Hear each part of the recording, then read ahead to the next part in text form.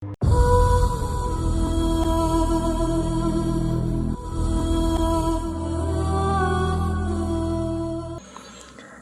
prakteknya, teori yin yang ini itu secara umum dipahami dengan dua versi. Ada pemahaman yin yang itu nanti sebagai energi vital yang ada di alam. Nanti teman-teman mungkin pernah dengar istilah qi atau chi. Nah itu, pandangan ini nanti melahirkan pengolahan gagasan yin yang lebih jauh. Misalnya dalam pengobatan atau dalam bela diri. Teman-teman mungkin pernah lihat filmnya atau dengar ceritanya tentang Tai Chi misalnya. Itu mengelola energi vital. Atau pengobatan-pengobatan dari Tiongkok yang terkenal sekali. Ini memanfaatkan pandangan tentang yin yang. Apa yang kita makan, apa yang kita konsumsi. Kemudian apa yang harus kita lakukan dalam hidup ini biar energi vital kita lancar dan seterusnya. Ada juga yang memaknai yin yang itu sebagai xingzi. Xingzi itu objek yang konkret seperti tadi. Rembulan gandengannya matahari, kemudian air gandengannya api. Ini kan objek-objek yang konkret. Kalau yang energi vital tadi ya misalnya hal yang pasif dalam diri kita dan hal yang aktif dalam diri kita, bagaimana cara mengelolanya, bagaimana mengendalikan dorongan-dorongan aktif, dorongan-dorongan pasif dalam diri kita. Oke, nanti kita uraikan agak panjang dengan menjelajahi beberapa kebijakan-kebijakan hidup yang menjadi buah dari yin yang ini. Tapi intinya itu. Jadi dia ini, hidup ini selalu ada dua hal berpasangan yang saling mempengaruhi, saling memuat, saling melengkapi, saling tergantung. Baik, sebelum masuk ke penerjemahan-penerjemahannya dalam kebijaksanaan hidup, kita pelajari pelan-pelan yin yang ini. Kita ambil dari beberapa ajarannya Lao Tzu, Tao Te Ching.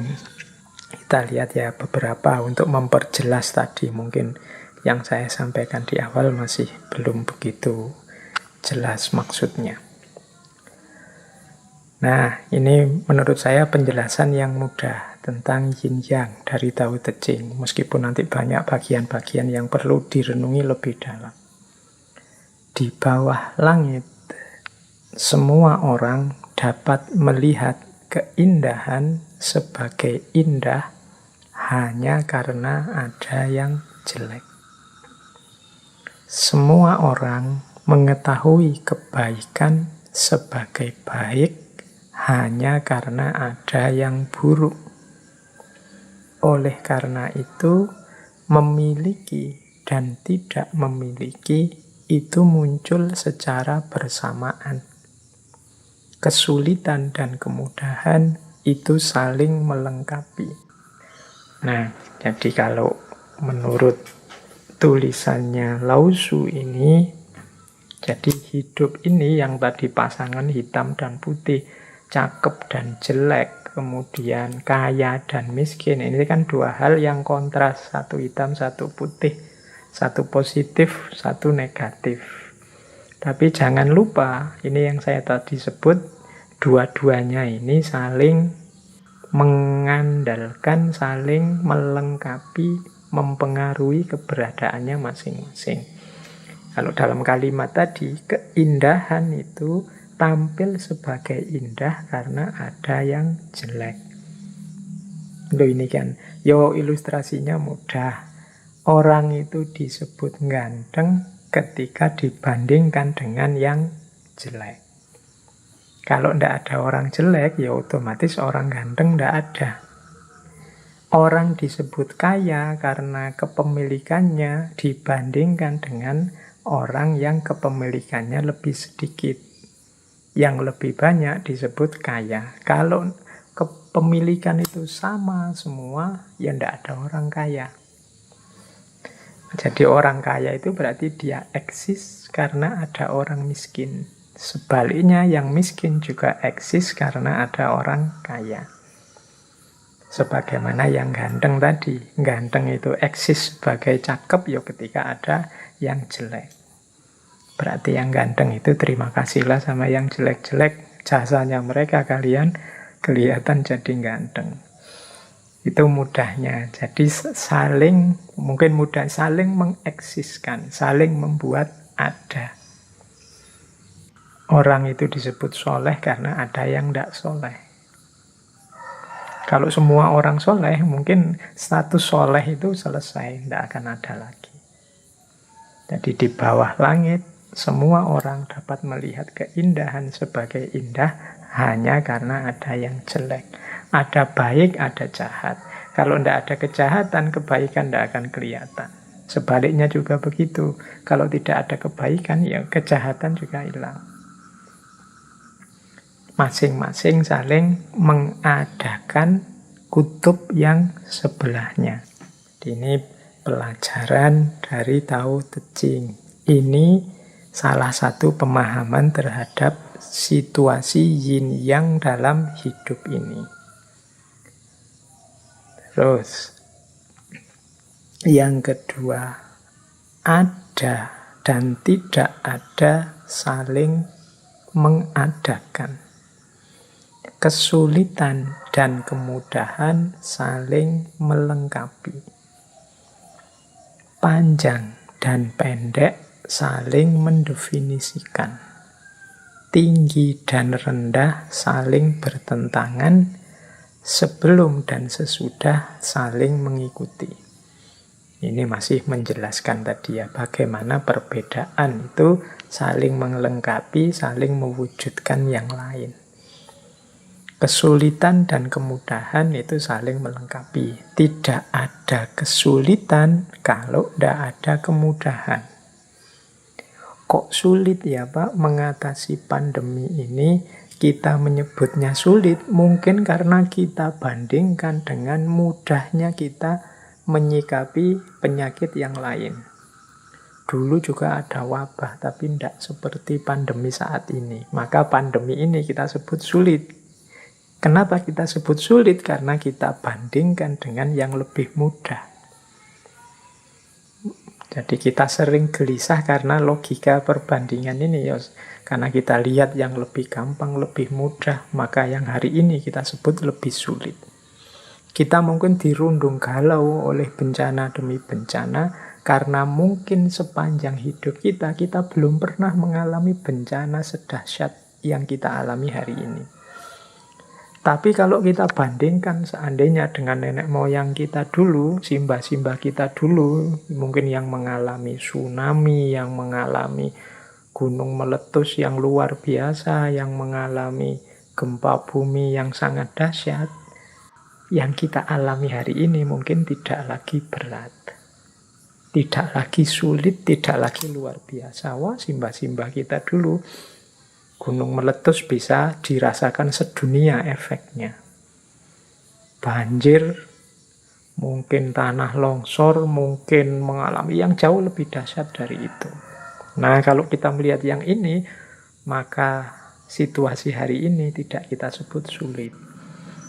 Tapi karena kita membandingkan dengan hidup kita sebelumnya yang jauh lebih mudah, atau orang lain yang tidak mengalami bencana seperti kita, maka rasanya yang kita alami ini berat.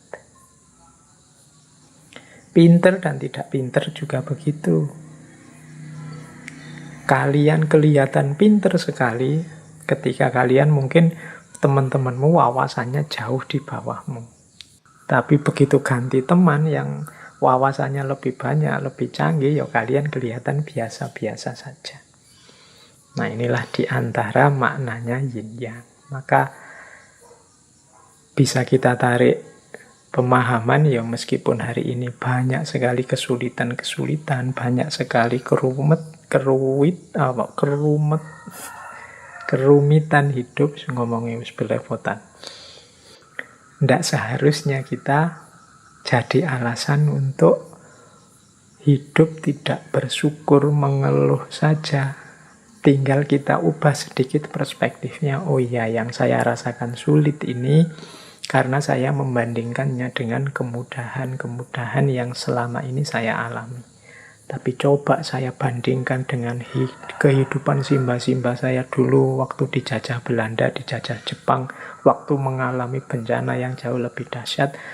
Maka saya hidup seperti ini sebenarnya jauh lebih harus disyukuri. Nah, ini diantara cara memahami alam. Karena ada dan tidak ada, saling mengadakan, kesulitan dan kemudahan saling melengkapi, panjang dan pendek saling mendefinisikan, tinggi dan rendah saling bertentangan, sebelum dan sesudah itu saling mengikuti. Yang semula sebelum sekarang jadi sesudah.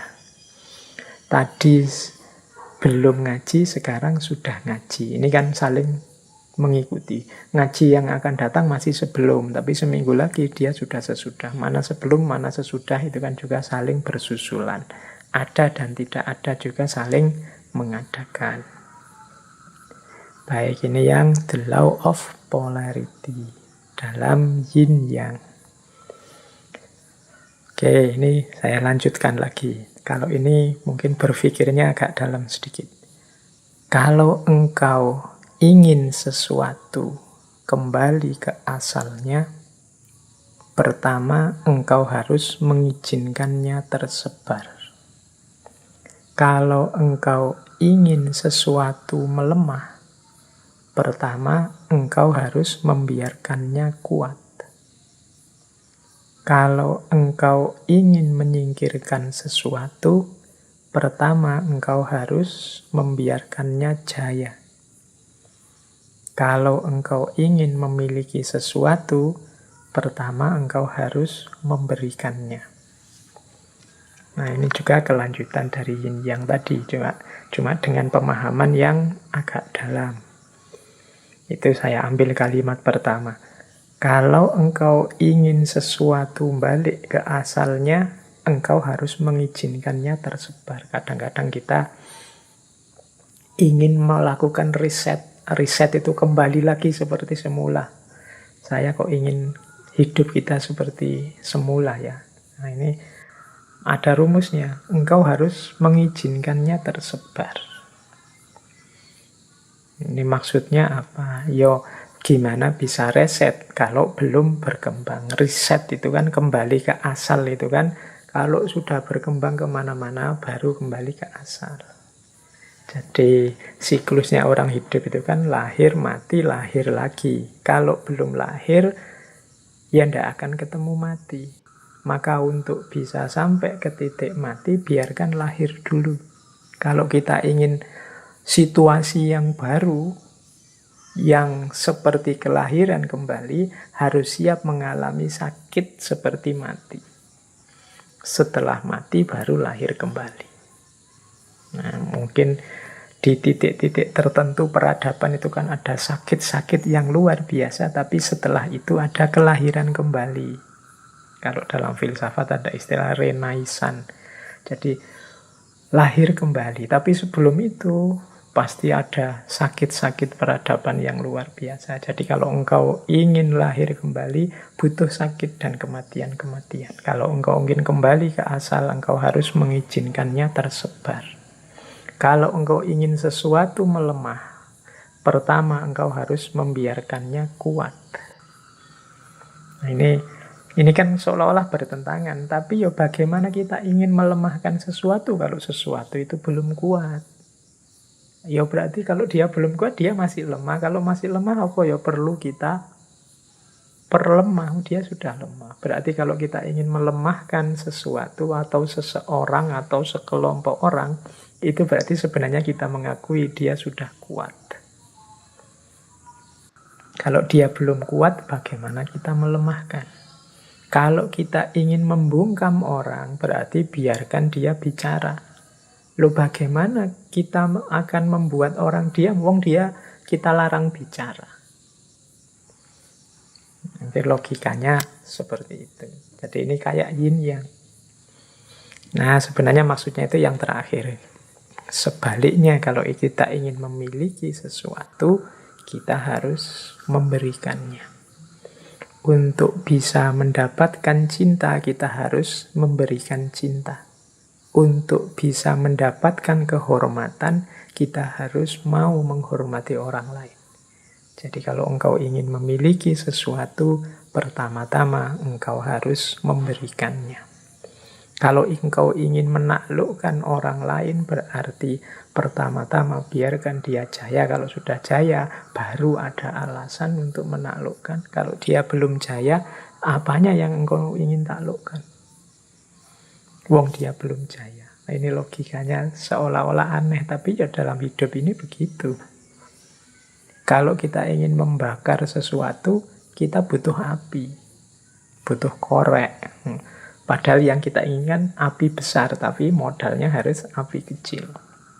Ini hukum yin yang. Jadi kalau ingin sesuatu ke asalnya, pertama engkau harus mengizinkannya tersebar. Baik, ini kalau diuraikan dengan contoh-contoh ya sangat banyak.